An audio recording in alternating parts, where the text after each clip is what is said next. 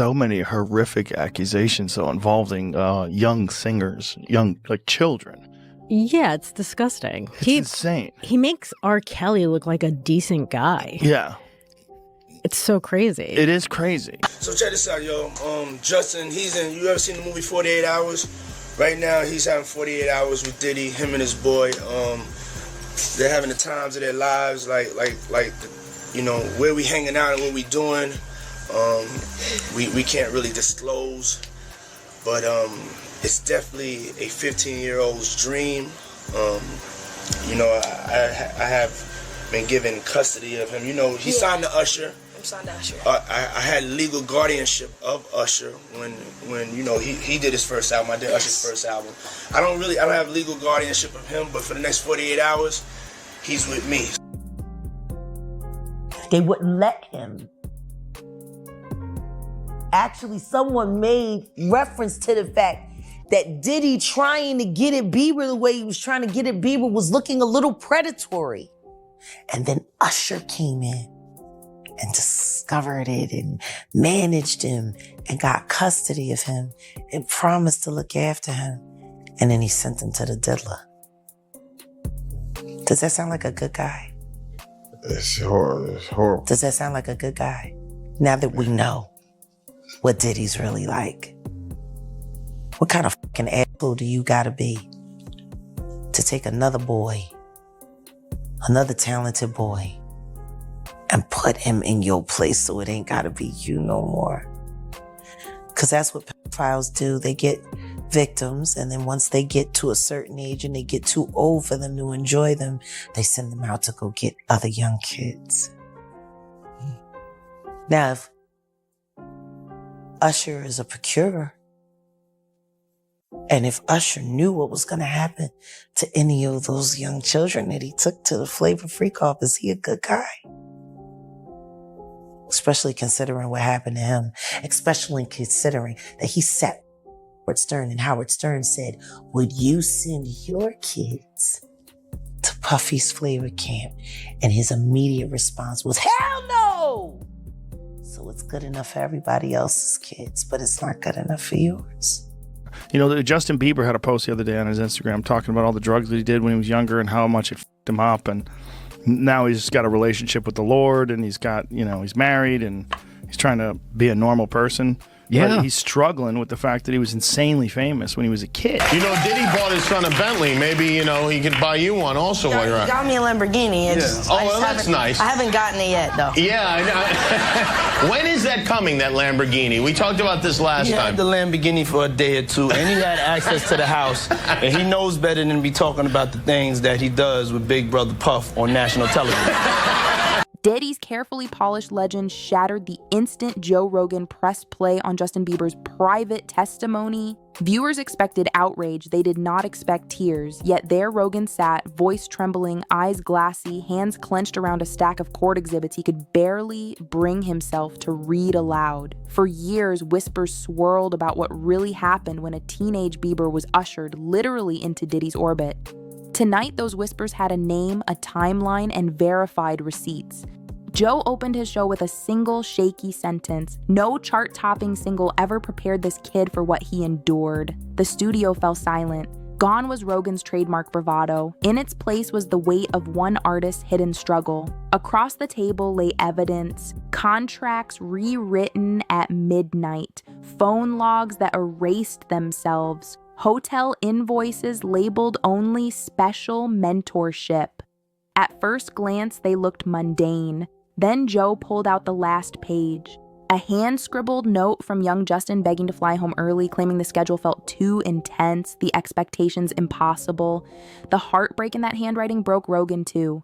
How did the world's brightest teen idol find himself pleading for normalcy? The answer, listeners soon learned, was Diddy's unique brand of mentorship, an approach that blurred the line between opportunity and ownership. According to industry insiders, Diddy promised Bieber industry shortcuts if he stayed close.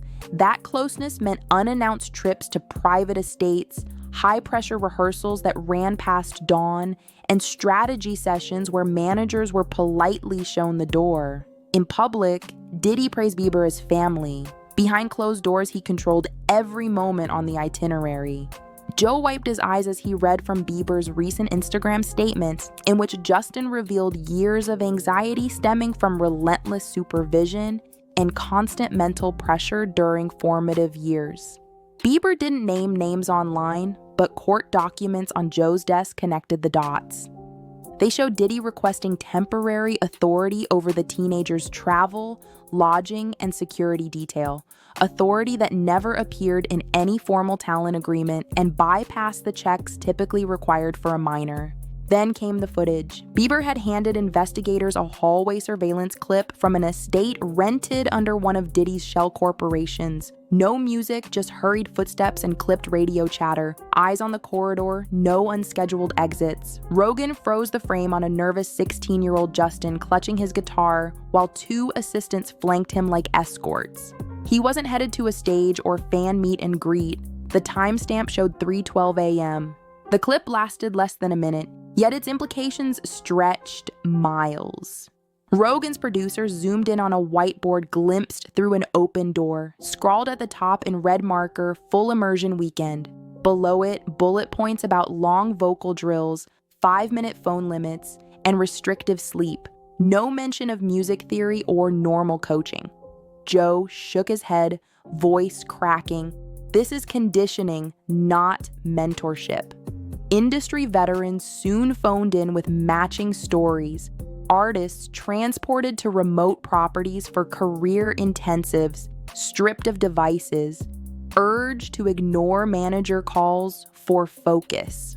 Most complied, chasing a dream carved by Diddy's reputation. Few realized the cost until years later, when panic attacks and sleepless nights replaced stadium spotlights.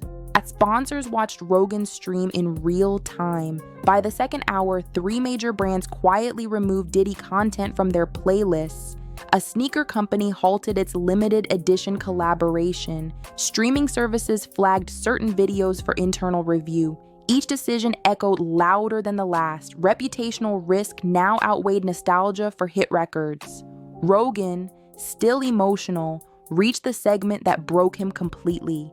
A licensed therapist's deposition summarizing Bieber's early career stress levels. The report described a cycle of isolation, overly strict schedules, and social withdrawal that left the teen feeling trapped in a reward-punishment loop. Joe set the pages down, eyes wet. This wasn't guidance, it was a power grip.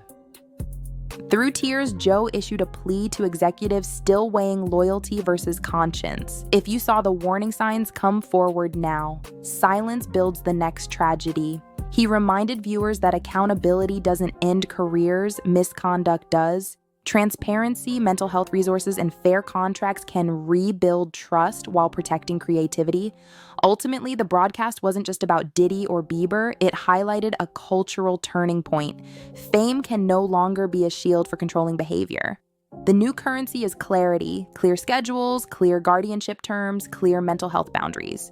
Young performers deserve mentors who build them up without holding them captive to hidden agendas.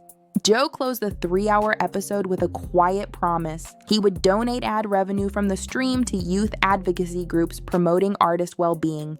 His final tear-stained words rang out like a vow. Success should open doors, not lock them. The fallout has only begun, but one truth is already certain. The music world, once dazzled by Diddy's glow, now sees the shadows behind the spotlight. And a single courageous artist, Justin Bieber, sparked that change by refusing to stay silent. The next chapter depends on how many others will do the same.